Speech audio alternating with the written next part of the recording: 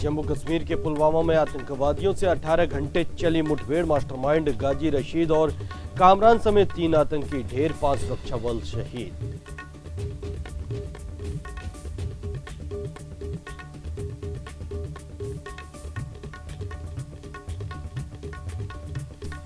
आतंकियों से मुठभेड़ में झुंझुनू का लाल सहित मुख्यमंत्री अशोक गहलोत ने व्यक्त की संवेदनाएं, कहा खेतरी के जवान ने देश के लिए जान देकर वीरता की मिसाल कायम की।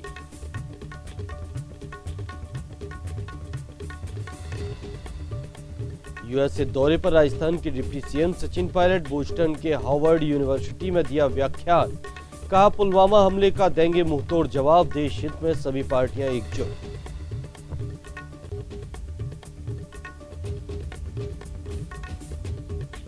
बीजेपी अध्यक्ष अमित शाह का 1 दिवसीय जयपुर दौरा, जयपुर क्लस्टर शक्ति केंद्र कार्यक्रम में की शिरकत, शाह ने महागठबंधन को लेकर कांग्रेस पर बोला हमला।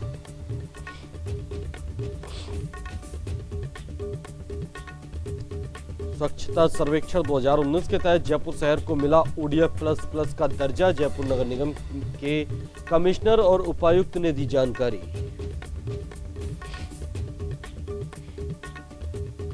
अंतर्राष्ट्रीय चोर गिरोह का भंडाफोड़, गिरोह से जुड़े आधा दर्जन बदमाशों को किया गिरफ्तार, गिरोह देश भर में चोरी की करीब 100 से ज्यादा वारदातों को दे चुका है अंजाम।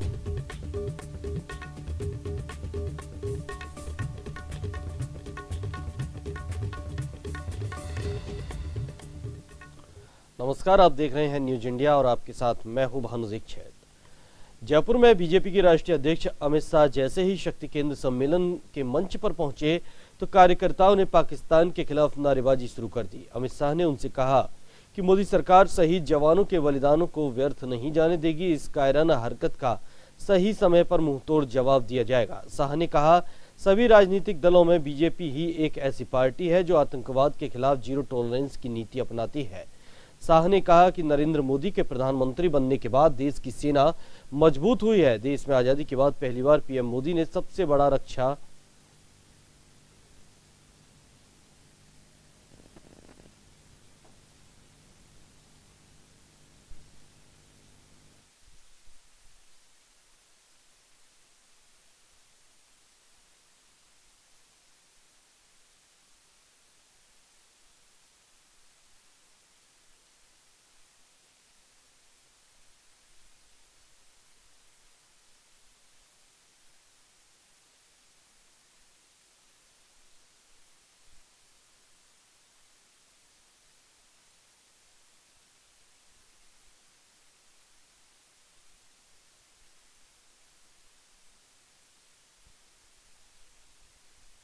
राजस्थान एम्बुलेंस कर्मचारी यूनियन 21 फरवरी से चक्का जाम करते हुए प्रदेश में एम्बुलेंस सेवाओं को ठप कर देगी। यूनियन ने जानकारी देते हुए बताया कि मांगे नहीं माने जाने को लेकर एम्बुलेंस कर्मचारी 21 फरवरी से एम्बुलेंस की चक्का जाम हड़ताल करेंगे।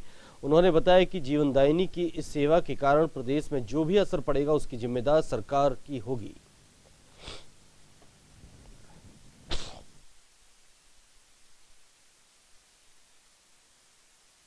साल से राजस्थान के अंदर 108 एम्बुलेंस सर्विस चल रही है। आम जनता की बहुत अच्छी सेवा करती है। सरकार की बहुत महत्वपूर्ण योजना है, लेकिन इस सेवा को 10 सालों से लगातार ठेका प्रथा के द्वारा चलाया जाता है, जिससे जो कर्मचारी काम करता है, जो आम जनता की सेवा करता है, उसको लाभ किसी तरह का लाभ नहीं मिल रहा। अल्प वेतन में वो काम कर रहा है, कंपनियों की तरफ से मानसिक अवसाद में काम करता है। लेकिन 10 साल से हम लोग संघर्ष कर रहे हैं। सरकार, किसी भी सरकार ने हमारी तरफ आज तक ये देख के नहीं कि कर्मचारियों को हित के लिए कुछ काम किया जाए। हम पिछले 26 जनवरी से लगातार धरने प्रदर्शन करके, ज्ञापन सौंप के और सरकार को बताना चाह रहे हैं कि साहब हमारी जो कर्मचारी है वो बहुत ही मानसिक, शारीरिक और आर्थिक रूप से परेशान है, और जो काम कर रहे हैं वो एक सरकार के लिए बहुत अच्छा काम कर रहे हैं, लेकिन ये लोग कंपनियों के द्वारा अगर काम करते हैं इनका शोषण किया जाता है। राजस्थान का एम्बुलेंस कर्मचारी संघ पिछले कई दिनों से संघर्ष कर रहा है, और जो एक जंगल में पड़े आदमी को जहाँ पे सुविधाएं नहीं मिलती वहाँ ये काम करते हैं, और वहाँ से हर आदमी को आवश्यकता अनुसार ये हॉस्पिटल पहुँचाते हैं। हर राजस्थान की सरकार की जो योजना है उसको पूरा करते हैं। उसके बावजूद भी 10 साल से इनको जो मानदेय दिया जा रहा है वो नाम मात्र का दिया जा रहा है, और ठेका प्रथा अलग से। तो हमारी मांग है कि महासंघ एकीकृत के इनके समर्थन में कि ठेका प्रथा बंद करें और इनको समय पे ड्यूटी दी जाए, 8 घंटे की ड्यूटी दी जाए। जयपुर रेंज पुलिस को बड़ी सफलता हाथ लगी है। जयपुर रेंज पुलिस ने अंतर्राष्ट्रीय शहटर कटवा गैंग का पर्दाफाश कर गिरोह से जुड़े आधा दर्जन बदमाशों को गिरफ्तार किया है। इस गिरोह में देश के कई राज्यों में मोबाइल शोरूमों को निशाना बनाते हुए करीब 100 से ज्यादा वारदातों को अंजाम दिया है। वहीं अलवर के कोतवाली थाना इलाके में शहटर कटवा गैंग ने एक मोबाइल शोरूम को निशाना बनाया और लाखों रुपए के महंगे मोबाइल पर हाथ साफ कर दिया।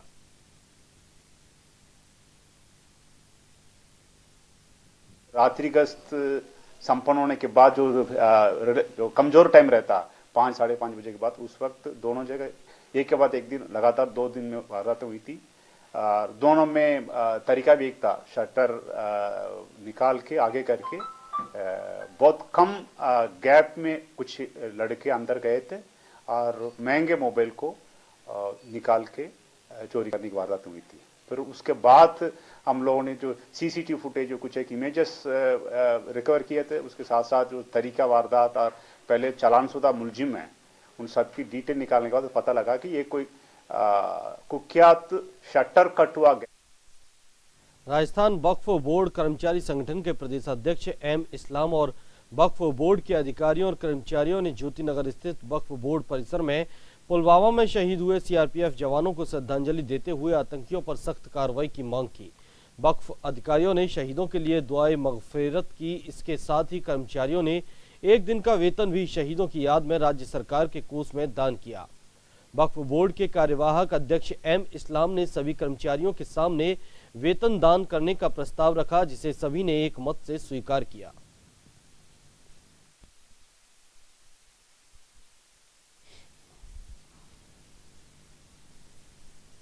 जयपुर जिला परिषद की साधारण सभा की बैठक 19 फरवरी को होने जा रही है। दरअसल साधारण सभा की बैठक 15 फरवरी को बुलाई गई थी, लेकिन 14 फरवरी को जम्मू कश्मीर के पुलवामा में हुई आतंकी हमले में शहीदों को श्रद्धांजलि देकर सभा को स्थगित कर दिया गया था, जो अब 19 फरवरी को बुलाई गई है।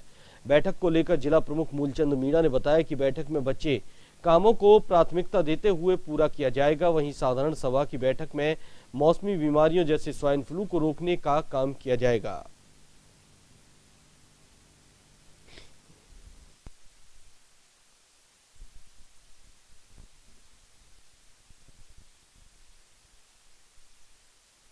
मीटिंग 19 को रखी है कल, और उसमें विशेष रूप से जो भी नई सरकार बनी है और माननीय मुख्यमंत्री जी अशोक गहलोत जी जो कि लोन माफ किया है और अन्य जो नई स्कीम्स जो अब चालू कर रहे हैं, उनको सही क्रियान्वित के लिए इस बैठक में सही दिशा उनको दी जाएगी, और ताकि जल्दी से जल्दी ये जनता में एहसास हो कि जो नई सरकार है वो वास्तव में जनता के लिए बहुत ही। राजधानी जयपुर में चिकित्सा विभाग की टीम ने शुद्ध का युद्ध अभियान के तहत कार्रवाई की। फूड विभाग के केंद्रीय दल ने वीकेआई में राधेश्याम एंड कंपनी पर छापेमारी की। कार्रवाई के दौरान टीम ने मौके से 900 किलो राजमा जब्त करते हुए सैंपल के 2 नमूने लिए। बताया जा रहा है कि राजमा को कलर और पॉलिश करके बाजार में बेचने की तैयारी थी, लेकिन उससे पहले ही टीम ने कार्रवाई करते हुए माल जब्त कर लाइसेंस निरस्त कर दिया।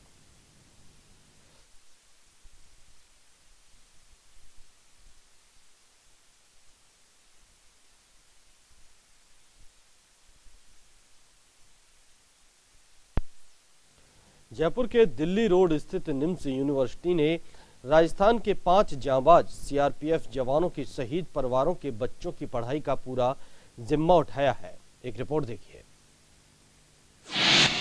पुलवामा में शहीद जवानों को निम्स यूनिवर्सिटी की ओर से श्रद्धांजलि।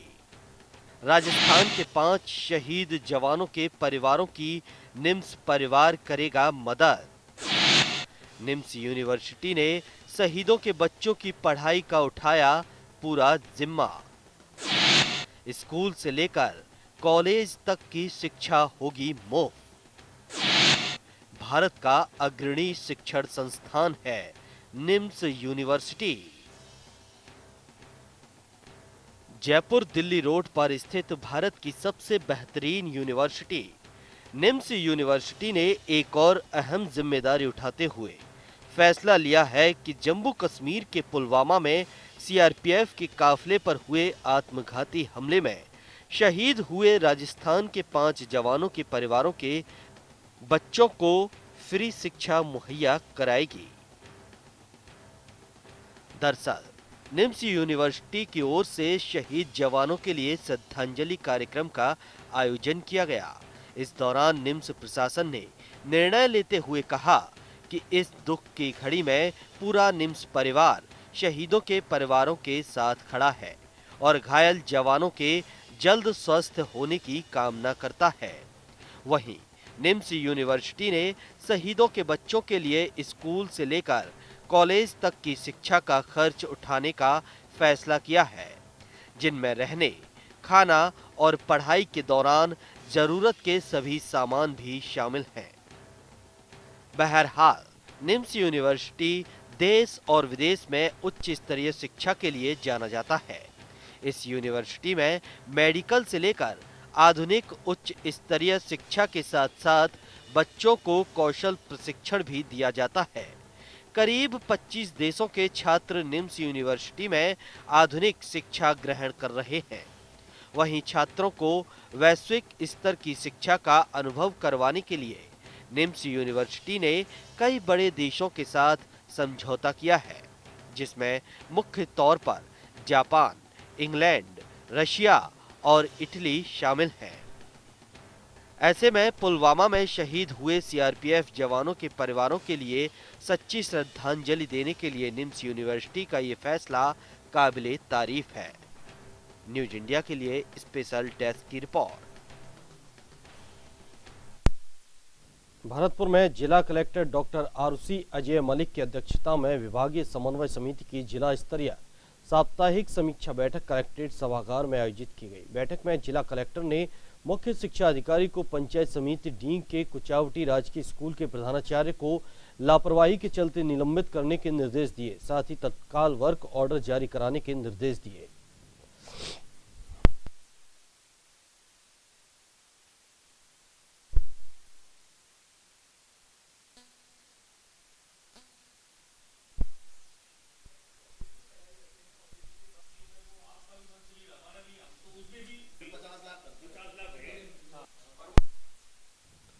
राजस्थान में खेल को बढ़ावा देने के लिए कॉलेज शिक्षा विभाग तैयारियों में जुटा है। ऐसे में कॉलेज और यूनिवर्सिटी को अब खेलकूद कैलेंडर की पालना करना जरूरी होगा। कॉलेज आयुक्त प्रदीप बोरड ने सभी को इसके निर्देश जारी किए हैं। आयुक्त के निर्देशों पर अब हर स्तर पर खेलकूद गतिविधियां आयोजित कर उनकी रिपोर्ट विभाग को देनी होगी। आयुक्त के निर्देशों पर हर 3 महीने की रिपोर्ट यूनिवर्सिटियों को देनी होगी। रिपोर्ट नहीं देने पर संस्था प्रधानों पर अनुशासनिक कार्रवाई की जाएगी।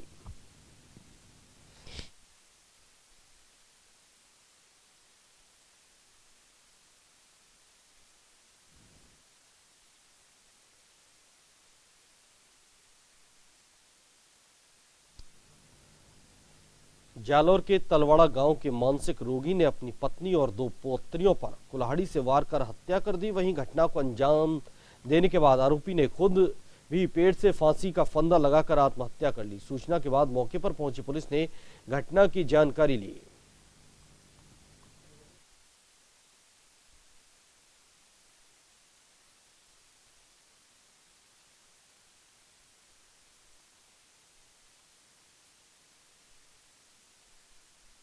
राजस्थान सरकार द्वारा किसानों का बैंकों में 2 लाख रुपए तक का कर्जा माफी नहीं करने के कारण भारतीय किसान संघ ने जिला कलेक्ट्रेट पर प्रदर्शन किया और सरकार के खिलाफ विरोध जताया। वहीं किसानों ने मुख्यमंत्री के नाम जिला कलेक्टर को ज्ञापन सौंप शीघ्र ही कर्जा माफ करने की मांग की है। तो वहीं कर्जा माफ नहीं होने पर किसान संघ द्वारा आंदोलन की चेतावनी दी गई है।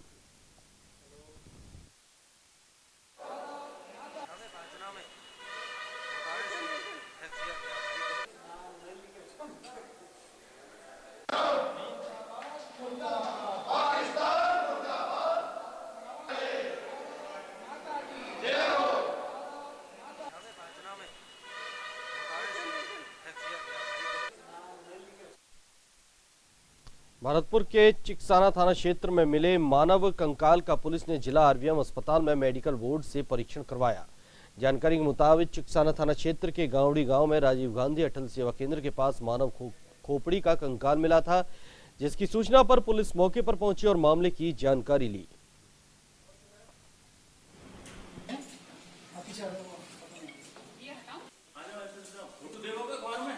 ना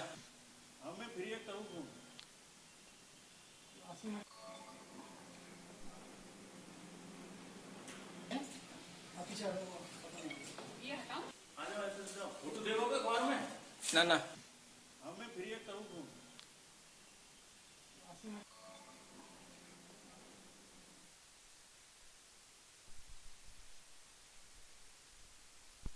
खोपड़ी मिली है गांवड़ी के निर्माणाधीन अटल सेवा केंद्र पर, जिसका पोस्टमार्टम करा रहे हैं, जिसके बाबत जानकारी कर रहे हैं हासिल कि भाई ये किसकी है और नर है या मादा है या कोई जानवर है, जिसके संबंध में अभी पोस्टमार्टम चल रहा है। एचएचओ सेवर द्वारा एक स्कल लाया गया है जो कि प्यूट्रिफिकेशन की अवस्था में है, जिसका अभी मेडिकल बोर्ड द्वारा परीक्षण किया जाएगा एवं यह ज्ञात किया जाएगा कि यह मानव का है या किसी जानवर का है, एवं समस्त आगे की जो भी जानकारी है वो मेडिकल बोर्ड द्वारा पुलिस को प्रोवाइड करी जाएगी, जिससे कि इन्वेस्टिगेशन आगे बढ़ सके।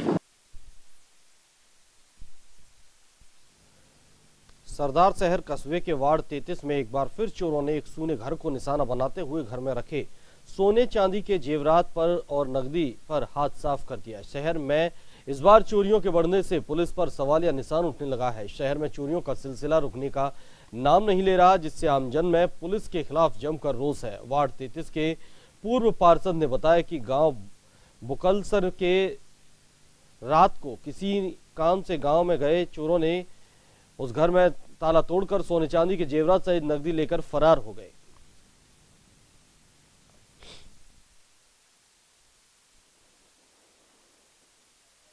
मात्र खाना पूर्ति करती है। कोई भी चोरी आज तक गौशालावास में 5 हुई है। शहर के अंदर 30 चोरियां लगभग हो चुकी है। पुलिस ने एक भी कोई बरामद नहीं की है। पुलिस उल्टी घर वालों को परेशान करती है। घर वाले 2-4 बार जाके पुलिस के यहाँ थक जाती है तो पुलिस का खाना पूर्ति हो जाता है। बुकल सरबड़ा इनके रहने वाले हैं और बच्चे यहाँ पढ़ते हैं। इनकी दादी जी इनके पास रहती है। कल वो अचानक कोई काम से गांव चली गई। रात ही अगर सुनारा और रात की चोर बज गए। चोर तो पिछले दिनों में यहाँ सुनारों के भी हुई थी। यहाँ पास में ही मकान है, एकदम मेन रास्ता है, लेकिन पुलिस तो ऐसा किसी को खोज करती नहीं। जयपुर में सीएमएचओ प्रथम नरोत्तम शर्मा के निर्देश पर कार्रवाई हुई, जहां सूरजपोल मंडी के अमूल फूड प्रोडक्ट पर कार्रवाई की गई। वहीं मौके पर प्रतिबंधित केसरी दाल से तैयार हो रहा बेसन को जब्त किया गया। फूड टीम ने मौके पर 2 सैंपल लेकर जांच के लिए भेज दिए हैं।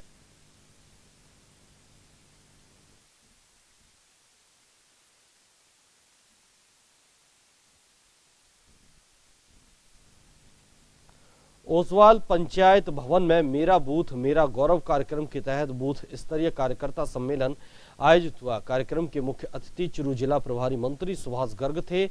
तारानगर विधायक नरेंद्र बुढ़ानिया की अध्यक्षता में हुए कार्यक्रम में सादुलपुर के पूर्व विधायक समेत कई पंचायत समिति के लोग मौजूद रहे।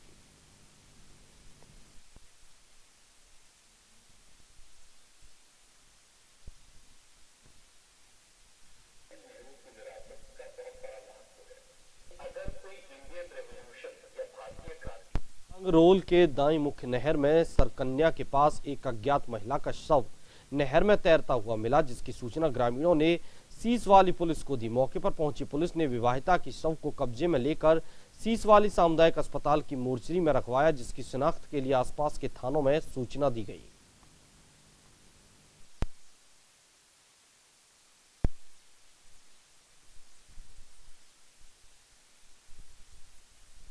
उत्तराखंड विधानसभा में वित्त मंत्री प्रकाश पंत ने आज बजट पेश कर दिया। बजट पेश करने से पहले वित्त मंत्री ने कहा संस्कृत में श्लोक पढ़ा, उसके बाद बजट पेश किया, लेकिन बजट भाषण पढ़ने के दौरान वित्त मंत्री प्रकाश पंत अचानक बेहोश हो गए।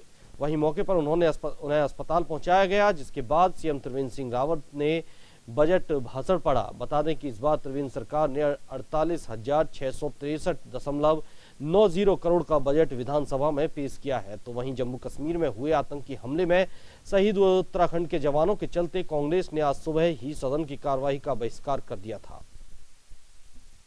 अब वो कार्य मंत्रणा समिति में विधेयक आएंगे, जिसमें एक तो कृषि विभाग से संबंधित है और 2 विधेयक हैं, जिसमें रजिस्ट्रीकरण का एक संशोधन विधेयक है और एक विधेयक और है। 3 विधेयक कुल रखे गए हैं जो अभी कार्य मंत्रणा समिति के समक्ष आएंगे और उन पर विचार और पारण के लिए तैयार हैं। नोएडा सेक्टर 6 के प्राधिकरण के बाहर किसानों ने प्रदर्शन किया। दरअसल प्राधिकरण के बाहर हजारों की संख्या में किसान प्रशासन के खिलाफ प्रदर्शन कर रहे हैं। वहीं किसानों का कहना है कि वो अपनी मांगे नहीं बल्कि अपना हक मांग रहे हैं और वो ये अपना हक लेकर रहेंगे।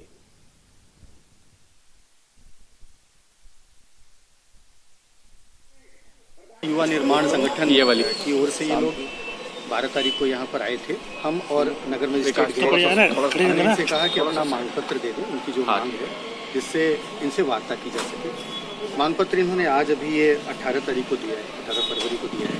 इनकी 5 मांगे हैं जो अभी मैंने वहाँ बोल दी थी और हम लोग यही कहने गए थे कि साहब आइए और आपका स्वागत है।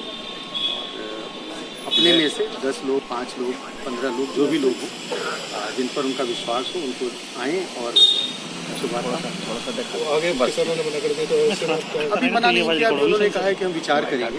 वार्ताओं का तो ऐसे ही होता है, हो सकता है कुछ वो मन बना के आए हुए हैं तो हम लोग फिर प्रयास करेंगे। अल्टीमेटली वार्ता तो होगी। आज यहाँ पे नोएडा का सारा किसान, मजदूर, नौजवान अपनी मांगों को लेके धरने पे बैठे हुए। ये धरना करीब 1 हफ्ते से चल रहा है। इतनी ठंड का माहौल है और चुनाव सर पे है, लेकिन मुझे लगता नहीं सरकार किसानी सुन रही है। सरकार बार बार कह रही है अंदर आ जाओ। हम लोगों ने मना कर दिया है। जब तक हमारी 5 मांगे हैं, 5 मांगे नहीं मानी जाएगी, जब तक हम लोग यहीं धरने बैठे रहेंगे। नोएडा अथॉरिटी के अधिकारी हमारे बीच में आए, CEO हमारे बीच में आए और बताएं कि हमारी मांगों के बारे में क्या किया। अब तक इन्होंने अंदर जो है बैठा के जुमलेबाजी की है, झूठ बोला है, सोचेंगे, विचार करेंगे, झूठ बोल के और लोगों को तोड़ने का काम करते हैं। लेकिन अब सारे किसान ये प्रण कर चुके हैं कि भैया अब की बार हमारे बीच में आर पार। सुजानगढ़, जहां सूबे की गहलोत सरकार शिक्षा को बढ़ावा देने के चलते नए नवाचार कर रही है, तो वहीं सरकारी स्कूलों में मनमानी का खेल किस कदर चल रहा है, इसकी बानगी देखने को मिली। जहां सुजानगढ़ की दलित बस्ती के एक सरकारी उच्च माध्यमिक कन्या विद्यालय में बड़ी लापरवाही सामने आई है। समय से पहले ही स्कूल का पूरा स्टाफ मेन गेट का ताला जड़कर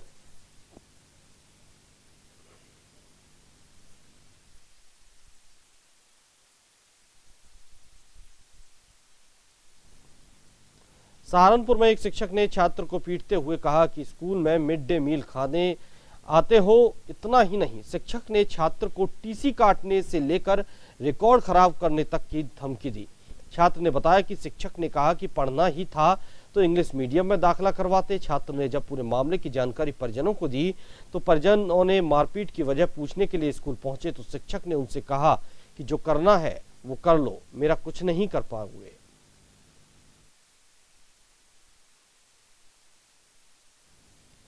यूपी के CM योगी आदित्यनाथ ने चौरी चौरा तहसील क्षेत्र के करमहा गांव में पहुंचकर देश की आजादी के नायक रहे अमर शहीद बंधु सिंह स्मारक डिग्री कॉलेज और उनकी मूर्ति का लोकार्पण किया। कार्यक्रम की शुरुआत महाविद्यालय की छात्राओं के द्वारा सरस्वती वंदना और स्वागत गीत के साथ हुआ।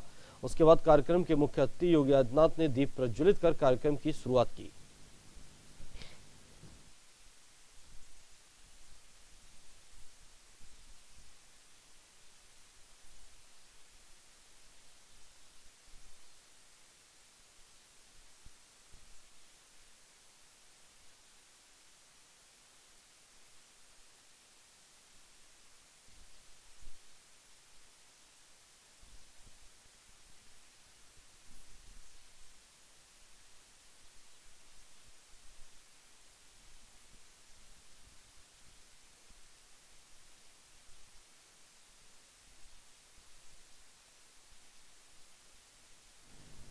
इस बुलेटिन में फिलहाल इतना ही। देखते रहिए न्यूज इंडिया।